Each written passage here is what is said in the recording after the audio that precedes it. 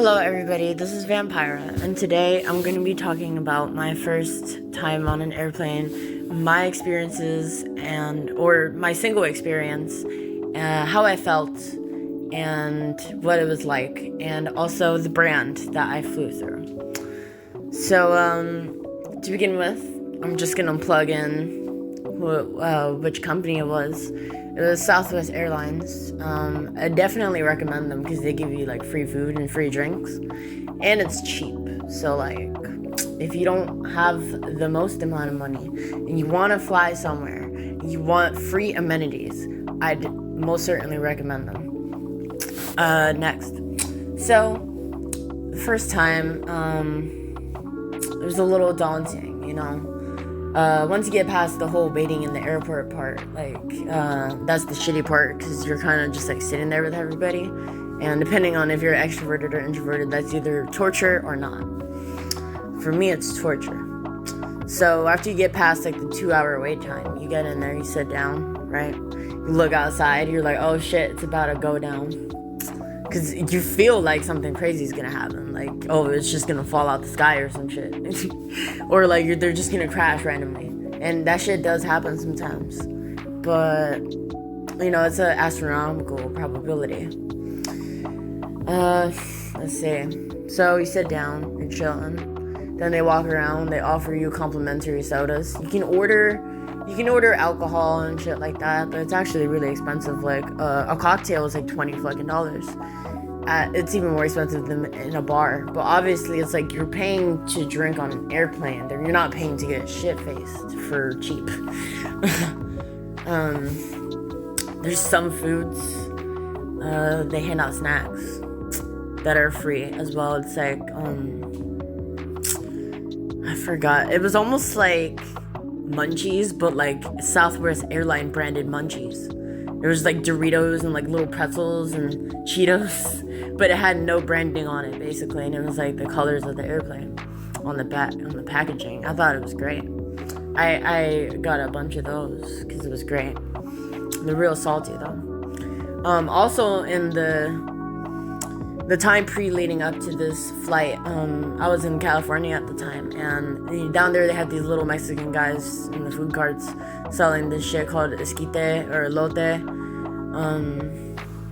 It's basically like hot corn with like cheese on it and shit, like spicy. It's corn on the cob, or you can put it in a cup, and it's got like this specific little seasoning that's like spicy, and also has like cheese on top. And then you can get like an helado or some shit after, which is like a ice cream or one of the drinks. I forgot the name of it, but I think it's called Rispado. And yeah, so it's essentially like a little ice cream drink almost. Like, that's not really a good way of describing it. It's like you get like liquid like food coloring that's flavored, and then you get like ice, like not like ice cubes, but it's like snow cone almost. It's like shaved ice, and you just put the liquid in it, and it's essentially like a glorified Mexican like snow cone or icy, but it's great. It tastes great. And they also sell horchata down there, which is great as fuck too. They also have El Pollo Loco in California, and it's a great place to eat. I loved it. It's way better than like Taco Bell. That's like one of the rivals of it. I mean, they got like real Crunchwrap Supremes. It's not called that, but it's like the real version of that, and it's fucking great. And it's bigger actually. So yeah. Anyways, back to the airplane ride. So I was on there. You see, it took almost an hour to take off, but you start taking off, and then you get this like feeling in your stomach that, you're gonna die or something. I don't know why. And then it starts going up in the air, and like it feels like on a ride where like your stomach, like your head goes into your stomach, and you can feel like your entire like stomach area, and it like starts dropping and shit. You feel like you're about to shit yourself. And then that happens. You start seeing everything go up. Then your ears pop a little bit, or sometimes they don't, but they definitely do when you're coming back down. you look around and then you just like feel like afraid of heights. It depends on if you're actually afraid of heights. But you look around, you see the clouds. It's like eventually you go above the clouds, and like you see the clouds below you, like tiny, like little. You don't even see the land anymore, and that's when it actually like you can't look out the window if you're like scared of it, because you know you might feel like something bad's gonna happen if you just look out the window. But eventually, you get to this altitude where you just start cruising. It's great. You look outside and you don't really see anything, honestly. It's just like sky. Like sometimes you don't even see clouds anymore because you're that high. And that also comes with the air pressure change, which makes everything like sound muffled, kinda, until your ears finally adjust. My trip was only like 2 hours long, I think. No. I think a maximum of like 4 hours. But I went through Vegas. It was great. It was great. I don't know if I'd visit Vegas for real because it's kind of like monopolized, you know. It kind of looks like if Monopoly was like in real life and you like started landing on the board and shit. That's kind of how it looks like, and it's real dry out there. Like everything, it looks like you'll die if you're like outside for too long of thirst. So then on the ride back down, like it kind of descends quite fast compared to how fast you go up. Like you go up really slow and then you just like go down, like descend straight down almost. And it feels like if you're looking at it for too long, it feels like you're gonna crash almost. And it also comes with that sinking feeling that your brain goes into, like your stomach, I guess, because the gut is a secondary brain, so you're getting feelings from down there. And then like your ears pop again. Most likely they will pop on the way down and not the way up because of the air pressure. So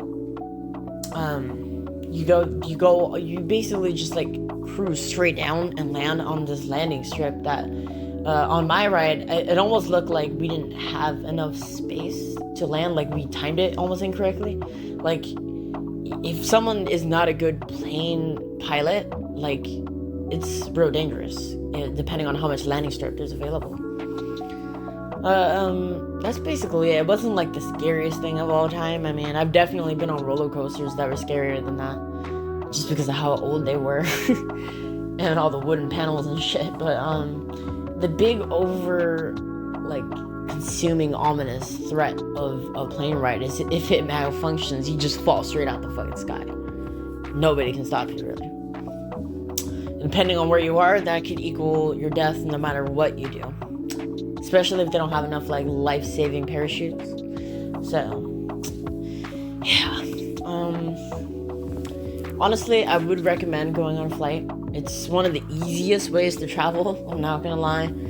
It is really like anxiety-inducing, but like it's way easier than taking like a bus or like a train is a little bit slower, but it's not as cool. But it could be depending on where the train goes through, like the route. Because you don't really see much on a plane after you go past the clouds, like I said. So yeah, but honestly, I haven't taken a train yet, so that'll probably be my next mode of transportation, just because I want to experience it, you know? I'm all for experiencing things. Anyways, that sums up the video quite well. I will be talking about, most likely, another story time. I might make a video about the spirit molecule, and if you don't know what that is, it's DMT. I might or might not create a video on that. But I have some future ideas, and I'm about to get a console, so I will be posting gaming content soon, and I will be live streaming real soon. So please stay tuned for that, and I will catch you guys next time. Thank you for watching my video. As always, love you all. Goodbye.